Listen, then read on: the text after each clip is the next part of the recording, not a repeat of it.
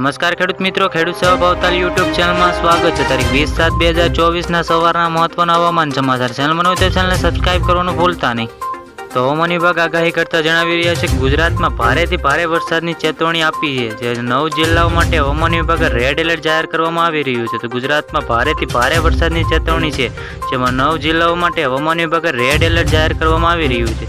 ગુજરાતમાં 9 જિલ્લાઓમાં આજે ભારેથી ભારે વરસાદની ચેતવણી આપવામાં આવી રહી છે, જેમાં દ્વારકા, પોરબંદર, જૂનાગઢ, ગીર સોમનાથ, અમરેલી તથા રાજકોટ, સુરત, નવસારી, વલસાડ સહિત તથા દાદરાનગર હવેલીમાં પણ ભારે વરસાદની ચેતવણી આપવામાં આવી છે।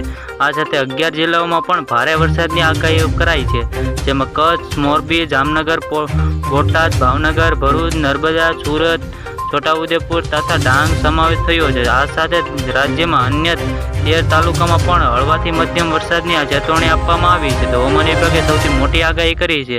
તો વરસાદ લઈને હવામાન વિભાગે રેડ એલર્ટ કઈ જિલ્લાઓમાં વધારે કર્યું છે? તો હવામાન વિભાગે આગાહી અનુસાર દક્ષિણ ગુજરાતના સુરત, નવસારી, વલસાડ અને દાદરાનગર હવેલીમાં રેડ એલર્ટ જાહેર કર્યું છે। તો ગીર સોમનાથ તથા સૌરાષ્ટ્ર, રાજકોટ, પોરબંદર, જૂનાગઢ, ગીર સોમનાથ અને અમરેલી જિલ્લાઓમાં રેડ એલર્ટ સાથે ભારે વરસાદની આગાહી કરવામાં આવી છે। તો હવામાન વિભાગે આગાહી કરતા જણાવી રહ્યા છે, તો જેમાં રેડ એલર્ટની જાહેર કર્યું છે સુરત, નવસારી, વલસાડ તથા દાદરાનગર હવેલીમાં રેડ એલર્ટ જાહેર કર્યું છે, તથા સૌરાષ્ટ્રના રાજકોટ, પોરબંદર, જૂનાગઢ, ગીર સોમનાથ અને અમરેલીનો સમાવેશ થયો છે, જેમાં રેડ એલર્ટ જાહેર કર્યું છે।